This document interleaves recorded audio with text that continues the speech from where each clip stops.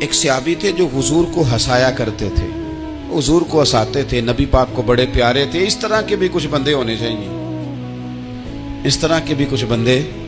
صحابہ کرام علیہم رضوان فرماتے ہیں جب حضور غم امت میں پریشان ہوتے تھے تو ہم منتظر ہوتے تھے کہ کبھی وہ ہنسانے والا آج آ جائے نا، دو چار باتیں ایسی کر جائے نا ہنسانے والی تو معاملہ ٹھیک ہو جائے۔ کچھ لوگ ایسے ہوتے ہیں جن کو دیکھ کے ہی چہرے پر تازگی آ جاتی، مثل تعویذ ہوتے ہیں نا کچھ لوگ، وہ جب بھی ملتے ہیں شفا ہوتی ہے۔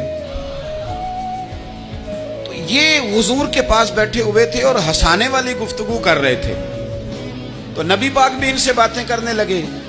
تو بات کرتے کرتے نا حضور نے انگلی ان کی طرف بڑھائی تو ان کے وجود کو انگلی لگ گئی، انگلی لگ گئی۔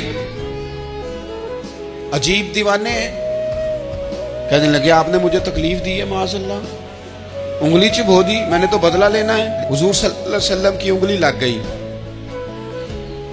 تو کہنے لگے آپ نے تو مجھے تکلیف دی ہے، میں تو بدلہ لوں گا۔ تو حضور نے فرمایا لے لے بدلہ، لے لو بدلہ۔ انہوں نے کہا جی پیٹ سے کپڑا ہٹائیے، تو حضور نے پیٹ سے کپڑا ہٹا دیا۔ تو بڑے دیوانے آدمی تھے، انہوں نے امت کو بتانا تھا کہ کچھ اس طرح کے رنگ بھی ہوتے ہیں محبت کرنے کے لیے، الٹی ہی چال چلتے ہیں دیوان گانے عشق، آنکھوں کو بند کرتے ہیں دیدار کے لیے۔ اس طرح بھی کبھی کبھی ہوتا ہے۔